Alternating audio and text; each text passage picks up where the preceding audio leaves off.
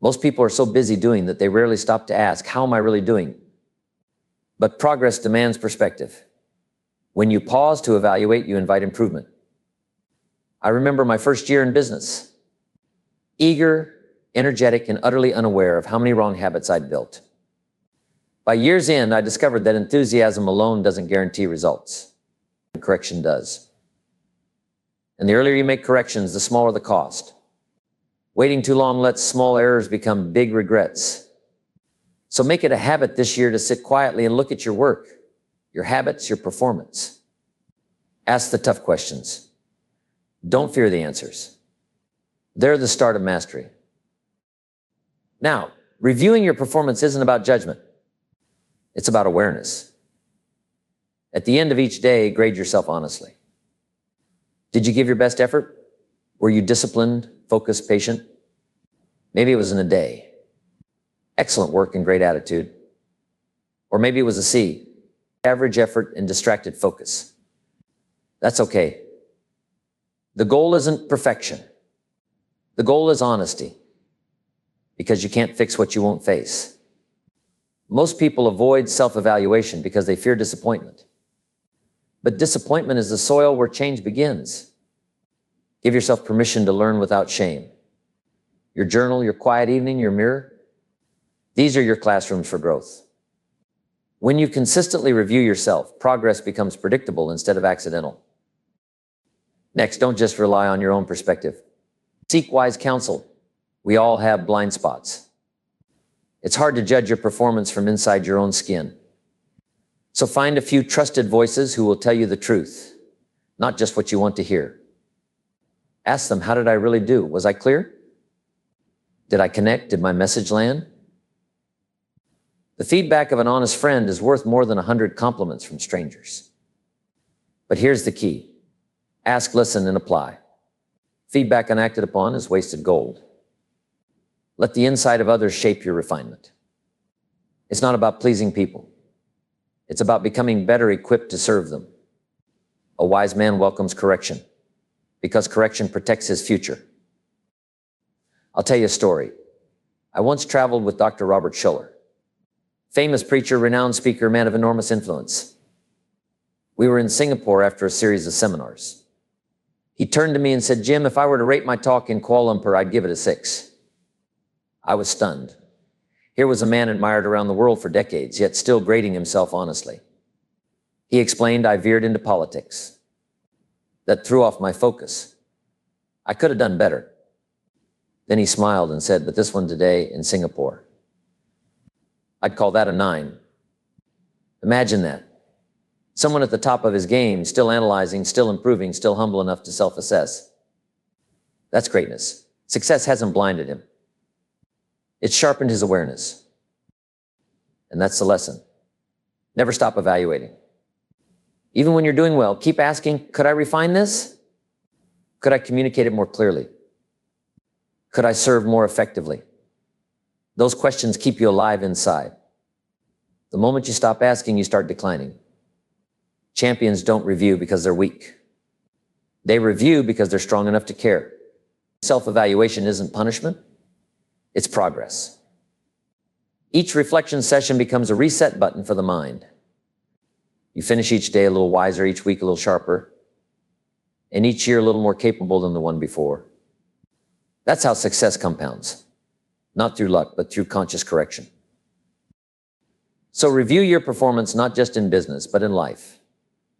How are you as a parent, as a spouse, as a friend, as a leader? Are you growing more patient, more understanding, more generous? Life isn't measured only by what we earn, but by who we become. So this year, make reviewing your performance a sacred ritual. Sit down, take inventory, ask the hard questions, and listen carefully for the quiet answers. If you do that, I promise, this won't just be a better year. It'll be a better you. Next, once you've taken the time to review your performance, the next step is to refine your goals. See, the process of goal setting isn't something you do once a year and then forget about. It's a living, breathing practice. Just as we grow, our goals must grow with us. It's not enough to set them once. You've got to revisit them, adjust them, strengthen them, and make sure they still align with the person you're becoming. Goals are like the compass of your life. Without them, you drift. But with them, you direct. And the more clearly you define your direction, the more precisely life can respond. Think of this as tuning your instrument before the performance. Even the smallest adjustment in your aim can change the entire melody of your life. Now, refining your goals begins with reflection. Ask yourself, what have I learned since I first set these goals? When you began your journey, you saw the world through one lens. Now, with more experience, that lens has changed. Maybe you've discovered that some of your early goals were too small. They didn't stretch you enough. Or perhaps some were too costly, requiring sacrifices not worth the return. That's wisdom talking.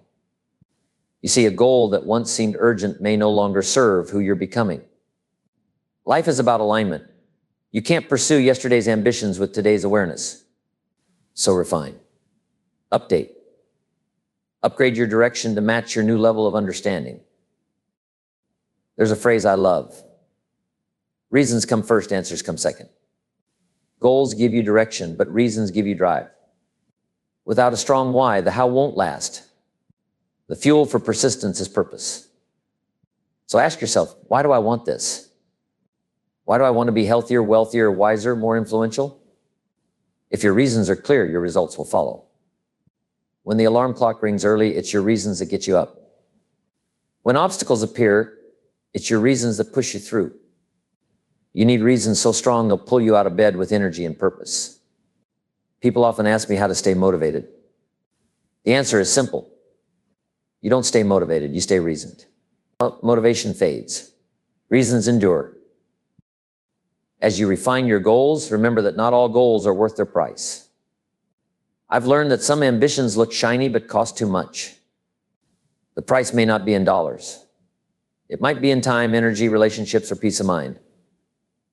You might chase a goal for years, only to realize you've been climbing the wrong ladder. Success without fulfillment is still failure. So when you evaluate your goals, measure not just what they'll get you, but what they'll make you give up. If the trade is too expensive, it's okay to change your mind. That's not quitting. It's recalibration. Wisdom is knowing which mountains are worth climbing and which are better admired from a distance. Next, expand your vision. Don't limit your goals to what you already know how to achieve. Set goals that stretch your imagination, that pull you into growth. Don't just think about money. Think about contribution. Don't just aim for comfort. Aim for capacity.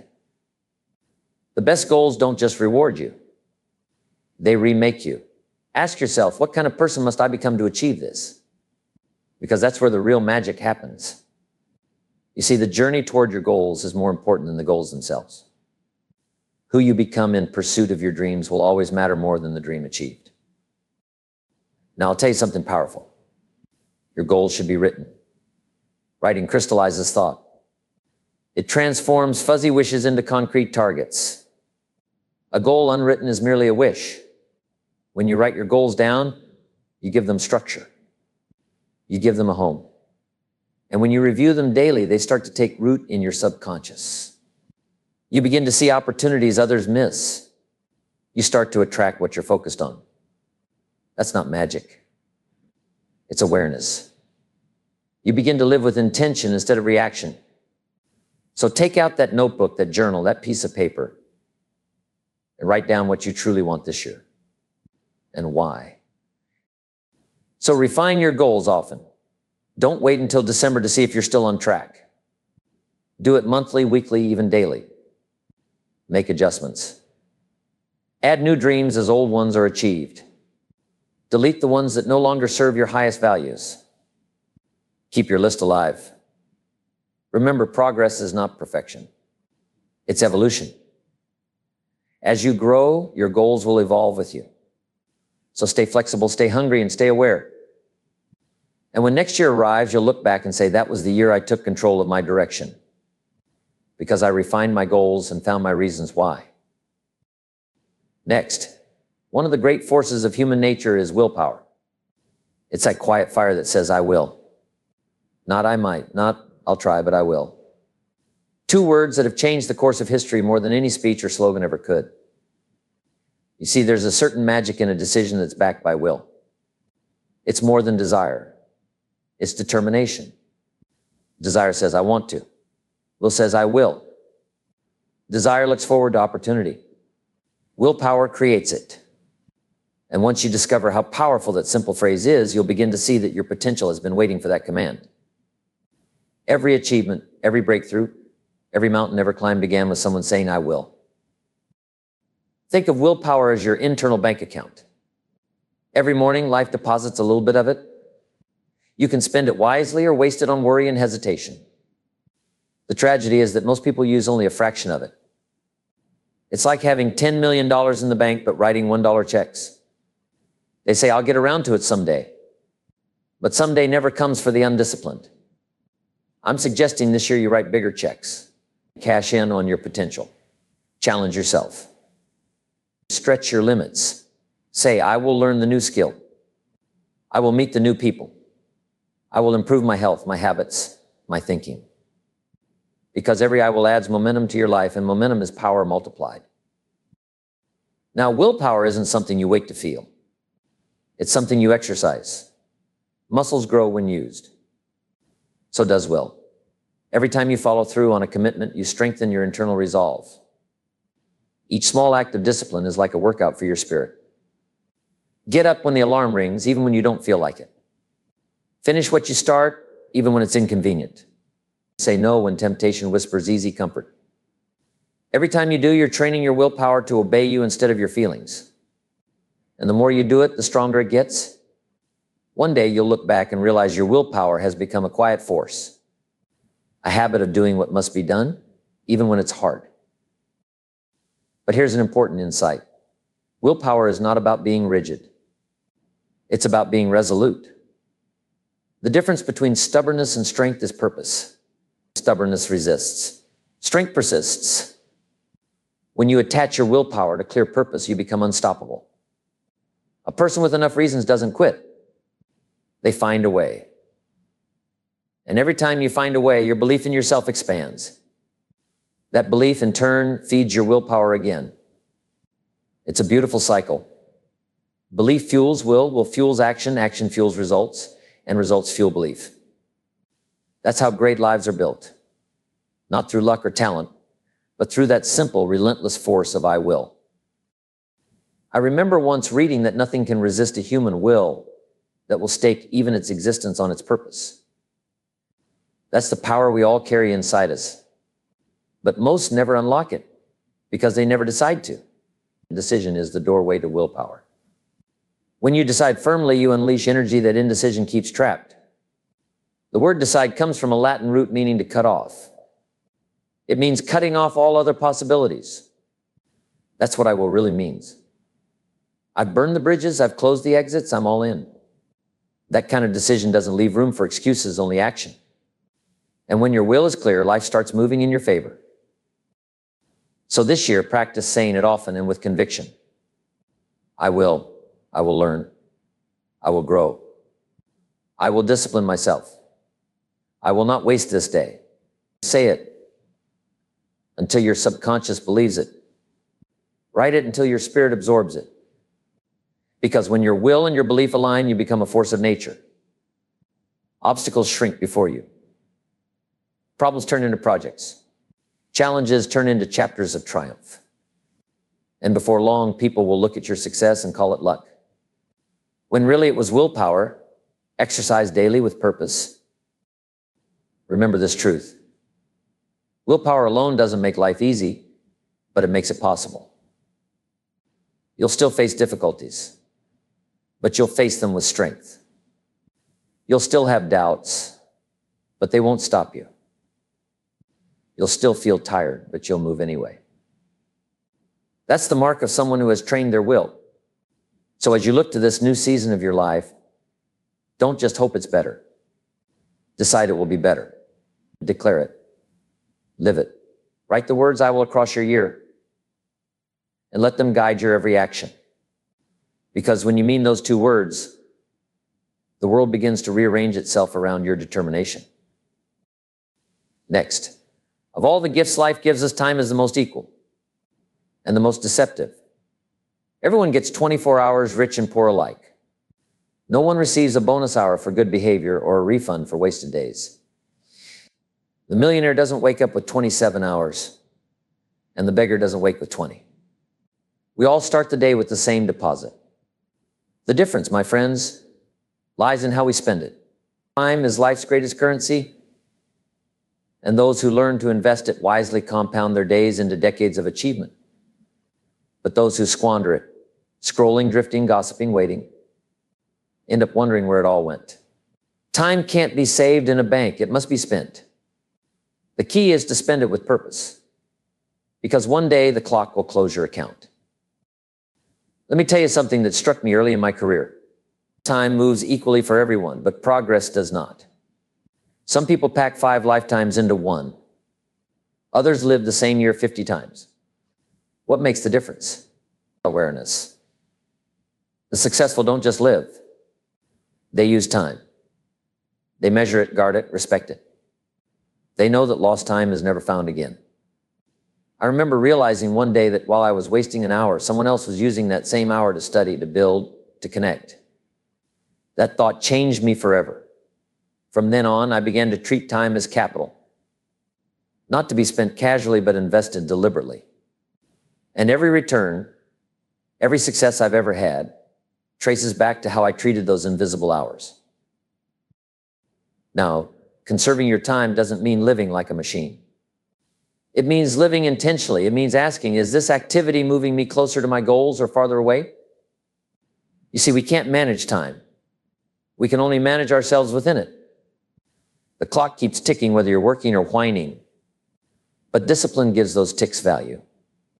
It's amazing what happens when you decide to stop giving your time to what doesn't serve your future.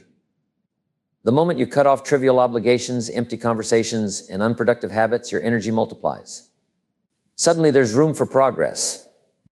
The truth is, we all have enough time to build the life we want. We just spend too much of it on what doesn't matter. I've often said, don't let the urgency of the moment steal the importance of the day.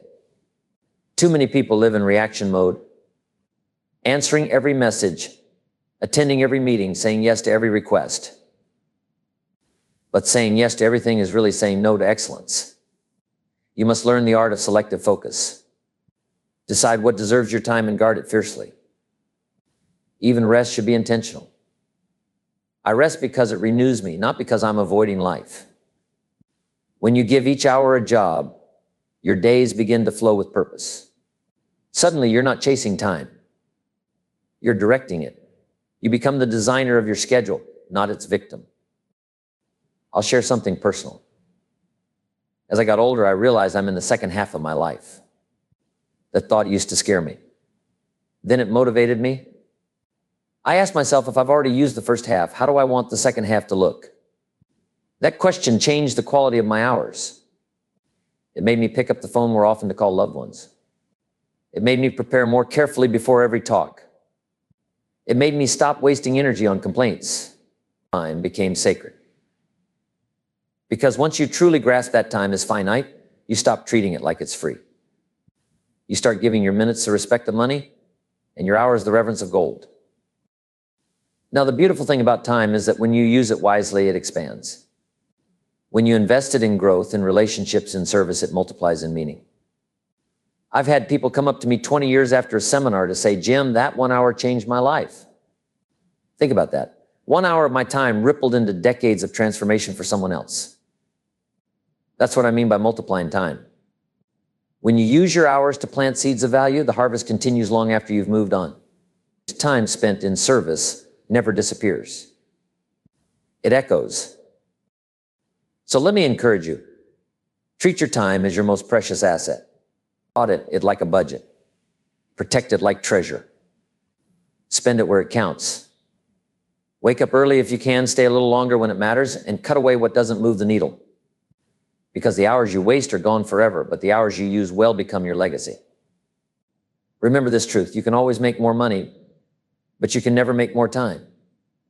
Spend it wisely, live it fully, And you'll find that while others merely pass their days, you'll be multiplying your life. Next, one of the greatest acts of maturity is the ability to look yourself in the mirror and say, I was wrong. It sounds simple, but it's one of the hardest sentences for human pride to speak. We like to defend our image, protect our ego, and preserve the illusion that we always know what we're doing. But growth begins the moment we drop that armor. You see, mistakes aren't the enemy. They're the instructors.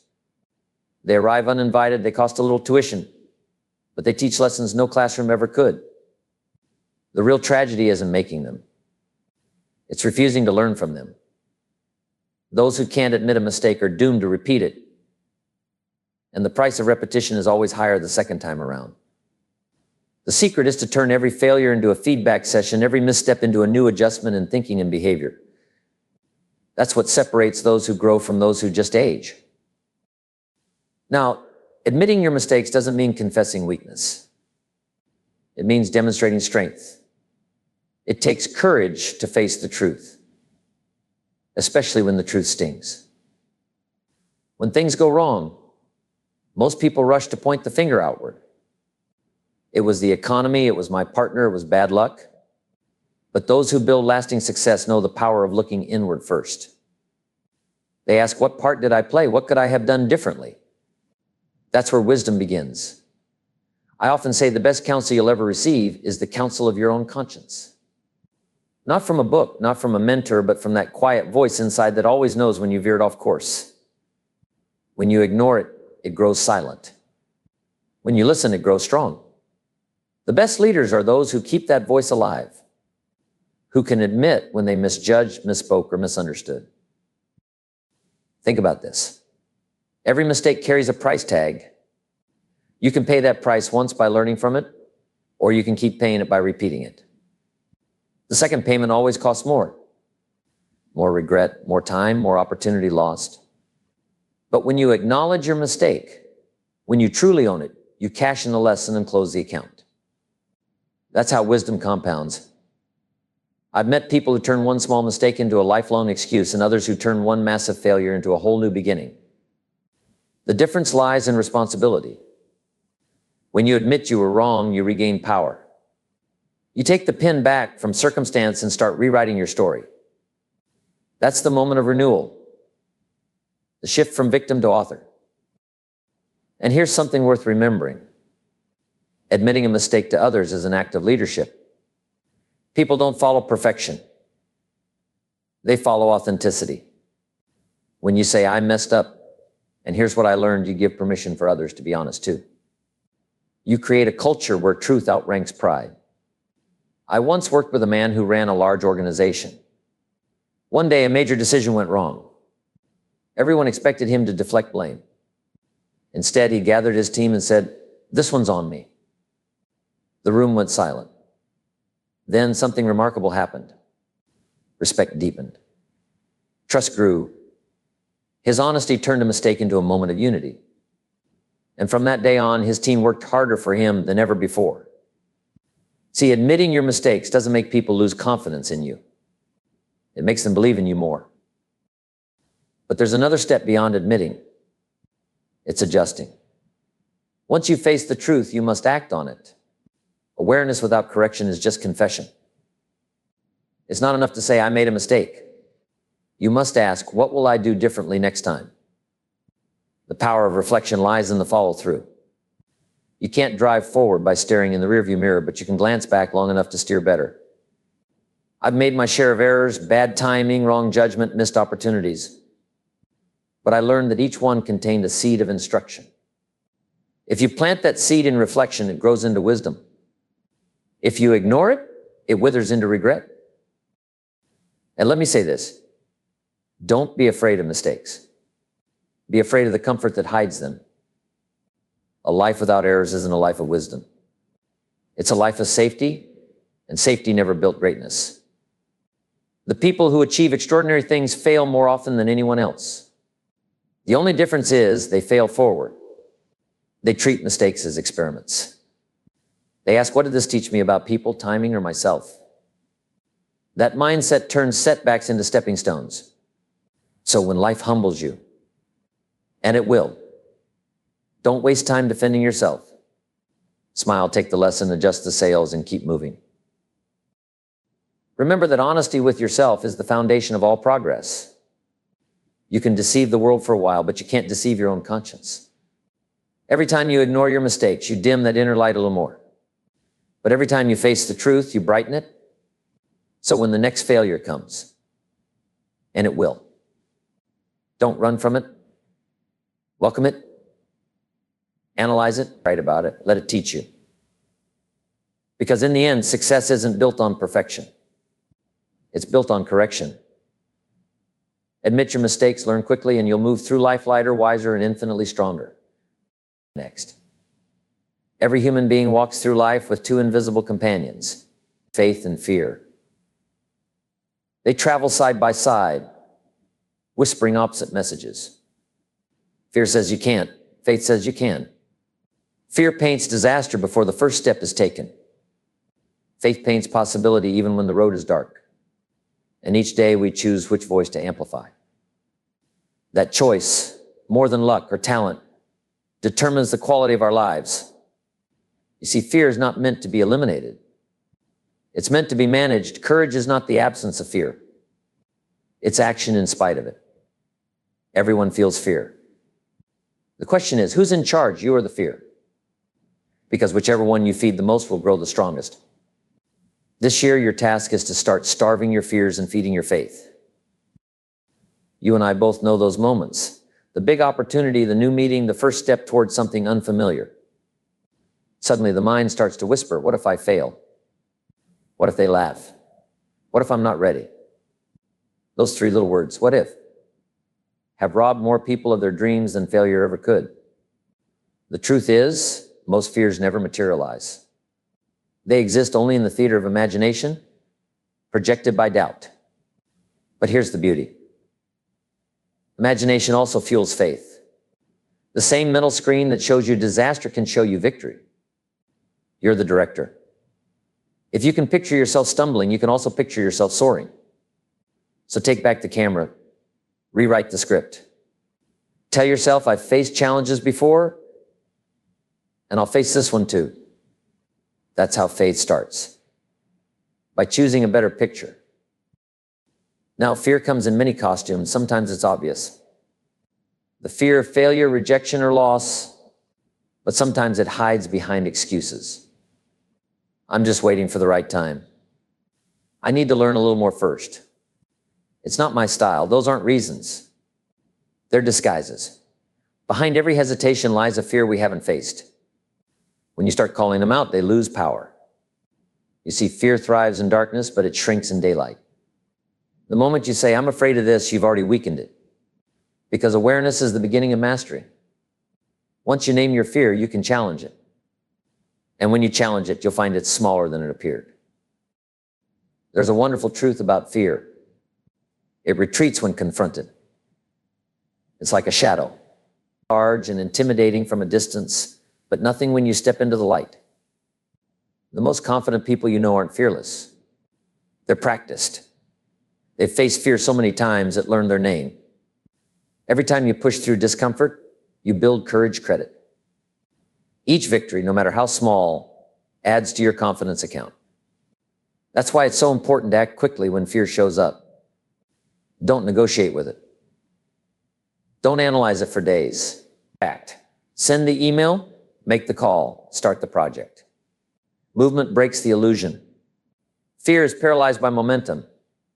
The moment you move, it starts losing oxygen. And remember, faith and fear can't occupy the same space for long. One always pushes the other aside. If fear grows, faith shrinks. But if you nurture faith, fear has no room to breathe. So how do you nurture faith?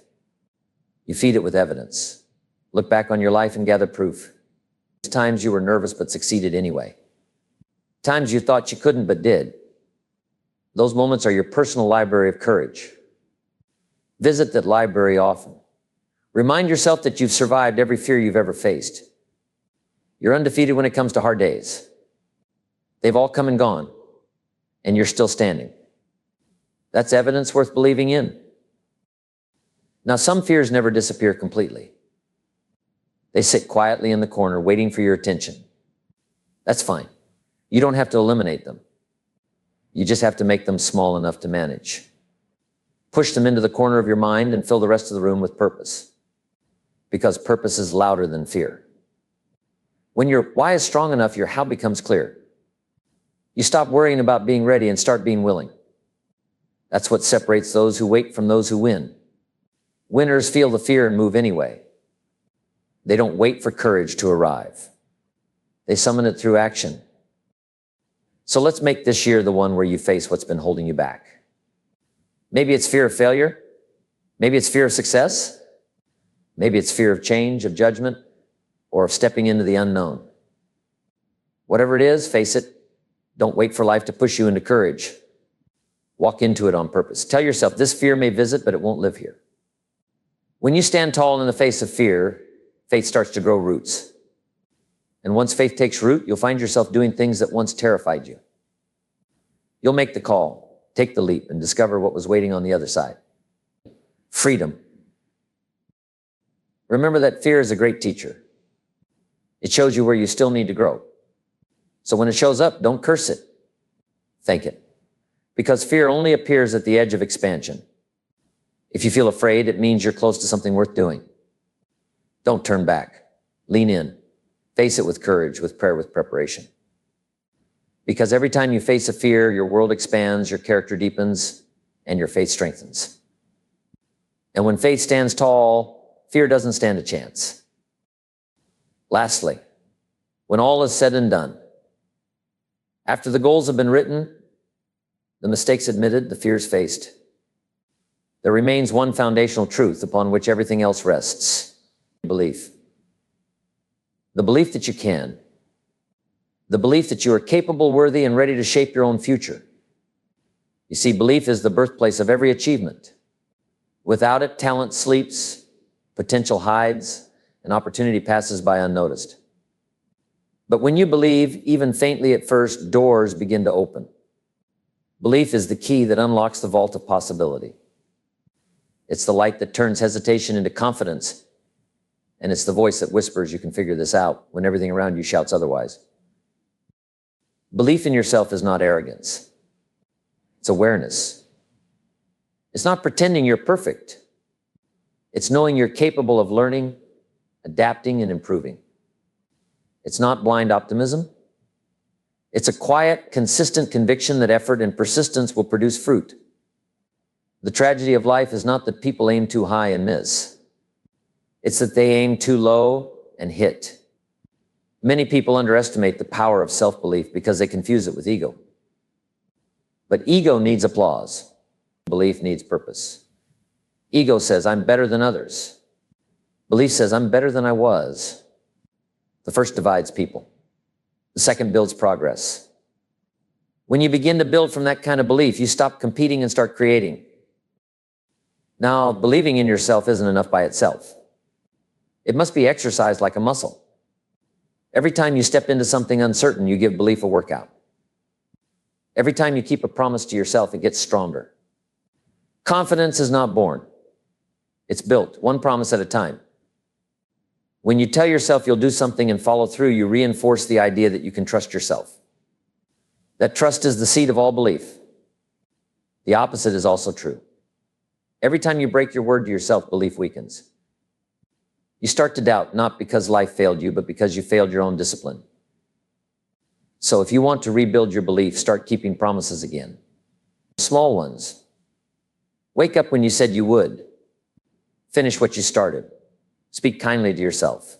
Belief grows from behavior. Now let's take that belief a step further. Believe not only in yourself, but in the world around you.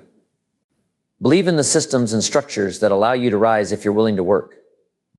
Believe in your country, your community, your church, your company, wherever you've been planted. Belief turns obstacles into opportunities. When you look at your surroundings through the lens of belief, you stop asking, why is this so hard? And start asking, how can this work for me? It's the same world. Only the filter changes. You see, belief transforms perception, and perception determines experience. Two people can stand in the same storm.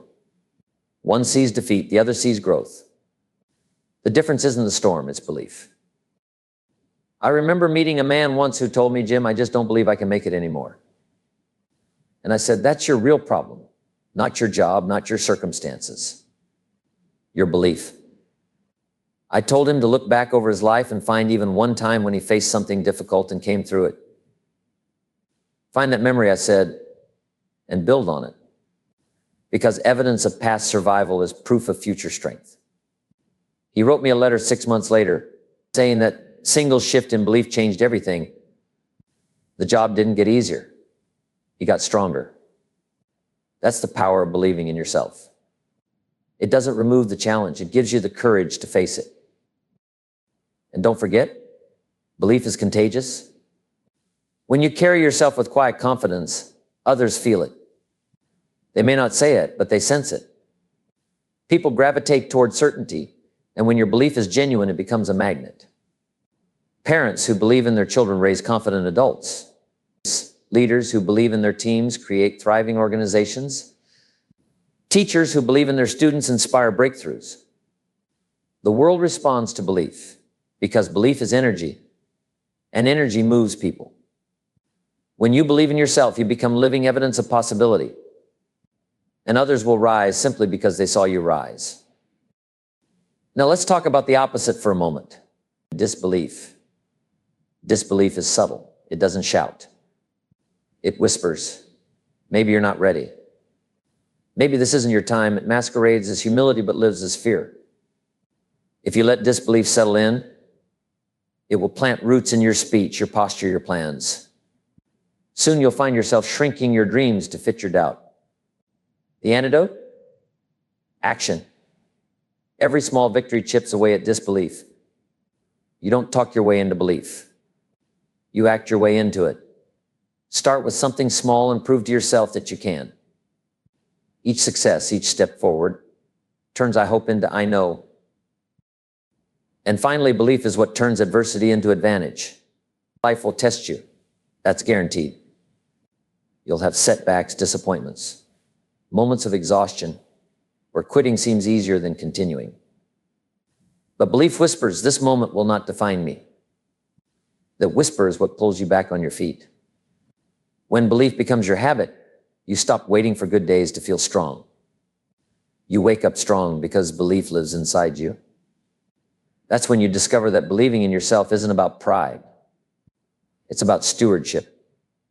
It's about honoring the life you've been given by using it fully, bravely, faithfully.